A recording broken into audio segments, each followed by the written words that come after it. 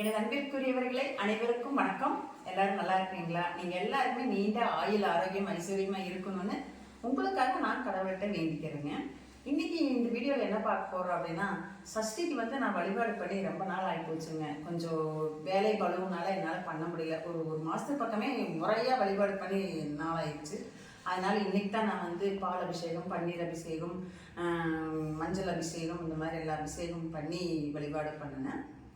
அதுக்கப்புறம் பார்த்தீங்கன்னா, நான் இப்போ அடுத்து வர்ற முருகருடைய விசேஷம் என்ன வருது அப்படின்னு பார்த்தீங்கன்னா, இப்போ தைப்பூசம் வருதுங்க. அந்த தைப்பூசத்துக்கு எப்படி விரதம் இருக்கிறது என்னங்கிறத பற்றி தான் நான் இந்த வீடியோவில் உங்களுக்கு நான் சொல்ல போகிறேன்.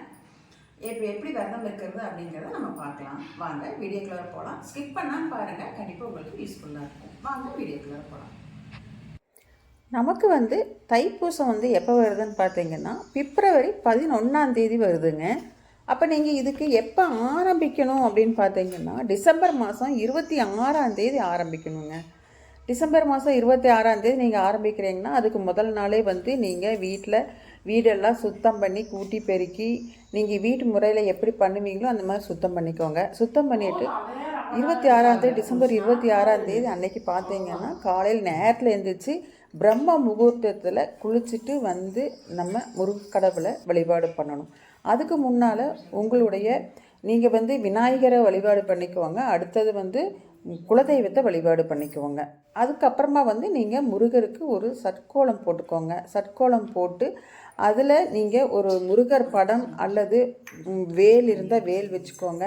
அல்லது விக்கிரகம் ஏதாவது சின்ன விக்கிரகம் வச்சுருந்தீங்கன்னா அந்த விக்கிரகம் வச்சுக்கோங்க. வச்சுட்டு சட்கோலத்து மேலே வச்சுக்கோங்க. வச்சுட்டு நீங்கள் 6 அகல் விளக்கு ஏற்றினாலும் சரி, ஒரு அகல் விளக்கு ஏற்றினாலும் சரி, அதில் கொஞ்சம் நெய் விட்டுட்டாலும் சரி, நல்லெண்ணெய் விட்டுட்டாலும் சரி, கொஞ்சம் நெய் விட்டுக்கோங்க. இல்லை ஒரு விளக்கு முழுவதும் நெய் ஊற்றிக்கோங்க. அந்த மாதிரி நீங்கள் உங்களுக்கு எப்படி சௌகரியப்படுதோ அப்படி பண்ணுங்கள்.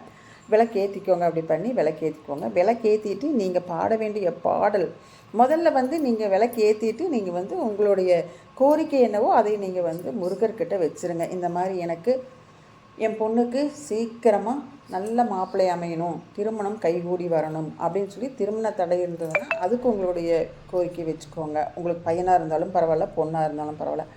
அடுத்தது நீங்கள் குழந்தை பேர் வேணும் அப்படின்னு நினச்சிங்கன்னா அந்த குழந்தை பேருக்கு நீங்கள் வச்சுக்கோங்க.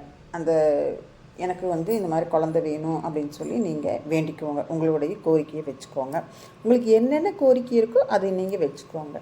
வச்சுட்டு நீங்கள் பாட வேண்டிய பாடல் கந்த சஷ்டி கவசம் எல்லாத்துக்குமே தெரியும். வேல்மாறல் இப்போ எல்லாத்துக்கும் ஓரளவுக்கு தெரிஞ்சிருக்குது. அப்புறம் பார்த்திங்கன்னா கந்தர் அனுபூதி, கந்தர் அலங்காரம், சண்முக கவசம், இந்த மாதிரி நிறைய பாடல்கள் இருக்குதுங்க. அதில் நீங்கள் உங்களுக்கு என்ன பாட தெரியுதோ அதை நீங்கள் காலையும் மாலையும் விளக்கேற்றணும். 2 நேரமே பாட்டு படிக்க முடிஞ்சால் படிங்க, இல்லைன்னா ஒரு நேரமாவது படிங்க. ஏன்னா ஒவ்வொருத்தரும் வேலைக்கு போவாங்க, வேலை பழுவில் இருப்பாங்க, இல்லை நேரம் இல்லாதவங்க கூட இருப்பாங்க. அதுக்காக தான் சொல்கிறது. அடுத்து 2 நேரம் படிச்சிங்கன்னா ரொம்ப சிறப்பு. அடுத்தது பார்த்திங்கன்னா உங்களுக்கு அப்படி பாட்டு படிக்க முடியல, பாட்டு பாட தெரியாதுன்னா ஒரு ஆடியோ கேஸ்ட் ஏதாவது போட்டு கேளுங்க. அப்படி இல்லை அப்படின்னா நீங்கள் முருகருடைய மந்திரம், அதாவது ஓம் சரவண பவ, முருகா போற்றி, ஓம் சண்முகா போற்றி, அந்த மாதிரி உங்களுக்கு தெரிஞ்ச மந்திரத்தை நீங்கள் சொல்லலாம். 108 தடவை சொல்லுங்கள். ஓம் சரவண பவா சொன்னாலும் 108 தடவை சொல்லுங்கள். முருகன் பேர் சொன்னாலும், முருகருடைய மந்திரத்தை சொன்னாலும் 108 தடவை சொல்லிக்கோங்க. அதே மாதிரி நீங்கள் விரதம் இருக்கும்போது அந்த 48 நாளுமே முருகரை சார்ந்தே இருக்கிற மாதிரி நீங்கள் பார்த்துக்கோங்க. எங்கேயாவது போகிறீங்க வர்றீங்க அப்படின்னா ஒரு முருகா போற்றி, முருகா ஓம் சரவண பவா அந்த மாதிரியே நீங்கள் சொல்லிக்கோங்க, மனசுக்குள்ளே நினச்சிக்கோங்க. அதுக்கடுத்து நீங்கள் வீட்டில் அசைவம் சமைக்காமல் பார்த்துக்கோங்க. அப்படி சமைக்காமல் பார்த்துக்கிட்டிங்கன்னா, விரதம் இருந்தீங்கன்னா ரொம்ப ரொம்ப மிக சிறப்பான நல்ல பலன்கள் உங்களுக்கு கண்டிப்பாக கிடைக்கும். அதே மாதிரி நீங்கள் எப்படி விரதம் இருந்து சாப்பிட்றீங்க அப்படின்னிங்கன்னா அது உங்களுடைய உடம்பு எப்படி தாங்கும். உடம்பு இப்போ நீங்கள் எப்படி சாப்பிடாமல் இருந்தால் உங்களுக்கு தெரியும் நம்ம உடம்பு இப்படி தாங்கும் அப்படின்னா அந்த மாதிரி நீங்கள் விரத முறை எடுத்துக்கோங்க. 2 நேரமும் காலையில் சாப்பிடாம நைட் சாப்பிட்டு படுக்கிறவங்களும் இருப்பாங்க. இல்லை 2 நேரம், ஒரு நேரம் மட்டும் விரதம் இருந்துட்டு 2 நேரம் சாப்பிட்றவங்க இருப்பாங்க. இல்லைனா 3 நேரமே அவங்க லைட்டாக சாப்பிட்டுக்குவாங்க, நம்மளால் பட்டினியாக கிடக்க முடியாது அப்படின்னு நினைக்கிறவங்களும் இருந்துக்கலாம். தாராளமாக இருக்கலாம், ஒன்றும் தப்பே கிடையாது. நீங்கள் அசைவம் மட்டும் சாப்பிடாதீங்க, அசைவம் சேர்த்திக்காதீங்க அந்த 48 நாளும், சரிங்களா? இதுதான் ரொம்ப முக்கியமாக பார்க்க வேண்டியது.